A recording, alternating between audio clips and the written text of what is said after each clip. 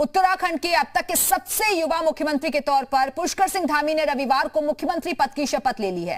राज्य के 11वें मुख्यमंत्री के तौर पर राज्यपाल बेबी रानी मौर्य ने उन्हें शपथ दिलाई और शनिवार को नाम की घोषणा के बाद से ही कहा जा रहा था कि धामी को नया मुख्यमंत्री घोषित किए जाने की वजह से कई नेता नाराज चल रहे हैं। इस वजह से बंद कमरे में लगातार बैठकें की जाती रही और बीजेपी ने लगातार नाराजगी वाले दावों को खारिज किया और रविवार को राजभवन में पुष्कर सिंह धामी के शपथ लेने के बाद कई अन्य वरिष्ठ विधायकों को मंत्री पद की शपथ भी दिलाई गई, जिसमें सतपाल महाराज, हरक सिंह रावत को मंत्री बनाया गया है।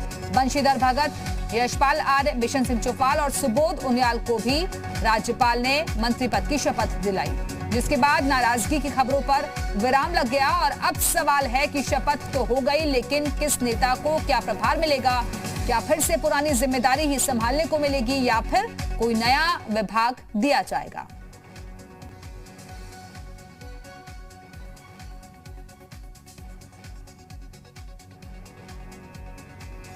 तो आपको बता दें कि कल मुख्यमंत्री ने शपथ ले ली और इसके साथ ही साथ मंत्रिमंडल में किन किन को जगह मिली है तो ये भी आपको दिखा रहे हैं। कल की तस्वीरें हैं जहां धन सिंह रावत, सुबोध उनियाल, अरविंद पांडे, गणेश जोशी, स्वामी यतीश्वरानंद, रेखा आर्य सरीखे तमाम नेता थे जिन्होंने मंत्री पद की शपथ ली। लेकिन अब किस नेता को कौन सा विभाग दिया जाएगा, इस पर अभी भी सस्पेंस कायम है।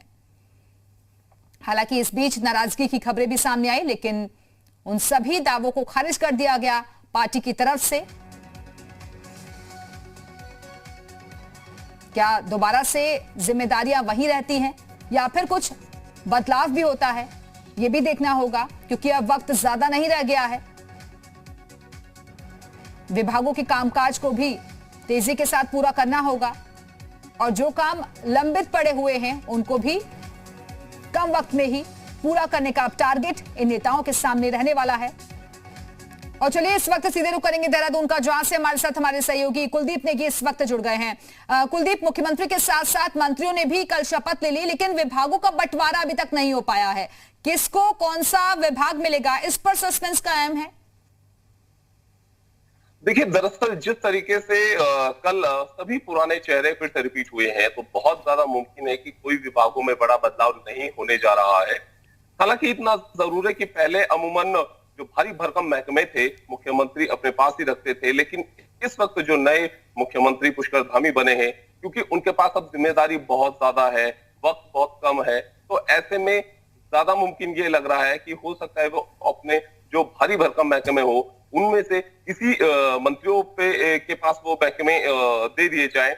जिस तरीके से कल लगातार ये चर्चाएं चली, कुछ लोग नाराज हैं, फिर उन्हें मनाया गया, बाद में शपथ ग्रहण सभी ने एक साथ लिया। तो अब जब विभागों का बंटवारा होगा तो उसमें ज्यादा मुमकिन है कि कुछ मंत्रियों के कद को बढ़ाया जा सकता है, उन्हें भारी भरकम महकमे दिए जा सकते हैं।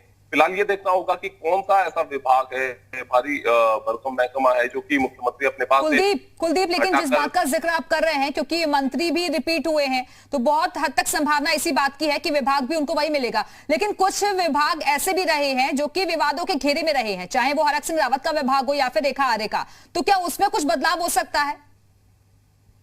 देखिए, ऐसा अब लगता नहीं है कि कोई बहुत बड़ा बदलाव किया जाएगा, क्योंकि जिस तरीके से चेहरे वही रहे हैं तो विभाग भी करीब करीब वही रहेंगे। ये ज्यादा मुमकिन है क्योंकि मंत्री को एक विभाग को समझने में, जब जिम्मेदारी उन्हें दी जाती है, उस विभाग को समझने में, उस महकमे को समझने में एक वक्त लगता है। और अगर फिर से कुछ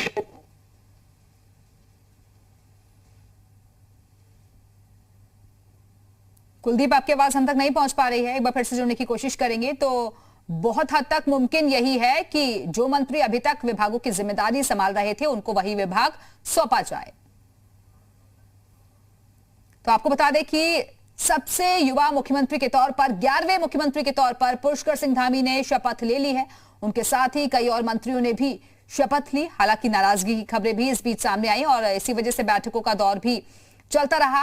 हालांकि बाद में कहा गया कि वो नाराजगी दूर हो चुकी है और सभी साथ मिलकर काम करेंगे, लेकिन विभागों का जो बंटवारा होना है उस पर अभी तक तस्वीर साफ नहीं हो पाई है। बहुत हद तक मुमकिन है कि जो मंत्री अभी तक जिम्मेदारी संभाल रहे थे अपने अपने विभागों की, उन्हें वही जिम्मेदारी दोबारा सौंपी जाए।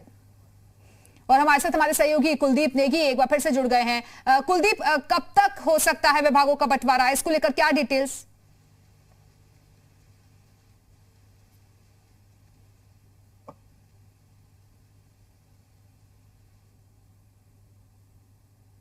कुलदीप, आवाज मिल रही है आपको? चलिए, लगता है आवाज उन तक नहीं पहुंच पा रही है। तो आपको बता दें कि चुनाव बहुत ही नजदीक हैं और ऐसे में बहुत ही कम वक्त में एक बार फिर से मुख्यमंत्री को बदला गया है। मुख्यमंत्री के साथ साथ अब जिम्मेदारी जो तमाम और मंत्री हैं उन पर भी ज्यादा बढ़ जाती है, लेकिन विपक्ष जिस तरीके से सवाल खड़े कर रहा है उसको भी देखते हुए आगे की रणनीति तैयार करनी होगी। क्योंकि इससे पहले आपको याद होगा कि 4 सालों तक त्रिवेंद्र सिंह रावत ये जिम्मेदारी संभाल रहे थे और एकाएक फिर नए चेहरे को सामने लाया गया। तीरथ सिंह रावत को इस जिम्मेदारी सौंपी गई और महज 3 दिन के भीतर ही बड़ा बदलाव किया गया। अगली कमान सौंप दी गई पुष्कर सिंह धामी को, जो कि खटीमा से 2 बार विधायक रह चुके हैं, आरएसएस से जुड़े हुए हैं, छात्र राजनीति से निकले हैं और अब मुख्यमंत्री का पद संभाल रहे हैं।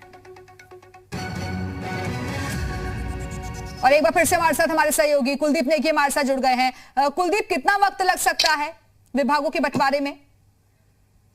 देखिए, ये माना जा रहा है कि तकरीबन 1-2 दिन में पूरा तय हो सकता है कि विभागों के बंटवारे को लेकर पूरी स्थिति क्लियर हो सकती है। बहुत ज्यादा वक्त इसमें नहीं लगने का, क्योंकि जिस तरीके से अब नई सरकार ने जिम्मेदारी भी संभाल ली है और चुनाव में आगे अब 2022 के जाना है, तैयारियां पूरी करनी है, तो ऐसे में लगता नहीं कि बहुत ज्यादा वक्त इसमें लगेगा। कल मुख्यमंत्री से बात भी हुई थी तो उन्होंने ये जरूर कहा कि मंथन चल रहा है और जल्द इसमें किया जाएगा। तो मुझे लगता है कि बहुत जल्द 1-2 दिनों के भीतर यह संभव है कि विभागों का जो बंटवारा है वो हो जाए। बिल्कुल, लेकिन विपक्ष जिस तरीके से हमले बोल रहा है, मुख्यमंत्री के चेहरे पर सवाल खड़े कर रहा है, इन सब चीजों से भी निपटना होगा, जनता तक मैसेज कन्वे करना होगा।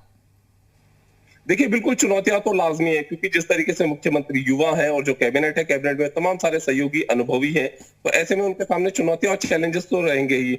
लेकिन जिस तरीके से विपक्ष है, विपक्ष अब घेरेगा जरूर, क्योंकि पहले से ही लगातार विपक्ष इस बात को लेकर हमलावर हो रहा है कि 57 के मैंडेट के बावजूद भी इतना प्रचंड बहुमत उत्तराखंड में बीजेपी को मिला, लेकिन उसके बावजूद भी इस तरह की तस्वीरें देखने को मिली है। तो लाजमी है कि विपक्ष घेरने का काम करेगा, लेकिन यही अब राजनीतिक और रणनीतिक कौशल भी नए मुख्यमंत्री को अपना दिखाना है कि किस तरीके से वो विपक्ष के जो सवाल उठ रहे हैं उनका जवाब देते हुए आगे बढ़ते हैं। जो जिम्मेदारी एक युवा चेहरे के तौर पर पार्टी शीर्ष नेतृत्व द्वारा उन्हें दी गई है, उस जिम्मेदारी पर खुद को चाहे जनता की उम्मीदों पर हो या पार्टी की उम्मीदों पर हो, खुद को उसमें खरा साबित करते हैं। ये तमाम सारी चीजें हैं जो देखने वाली बात होगी, लेकिन इतना जरूर है कि जब चेहरा युवा दिया है तो उम्मीदें भी उनसे बहुत ज्यादा है। जी बिल्कुल कुलदीप, और देखिए, क्योंकि धामी का नाम चल तो रहा था सुर्खियों में, लेकिन इससे ज्यादा मजबूती के साथ कुछ और नाम भी सामने आ रहे थे और उनको जगह नहीं मिली।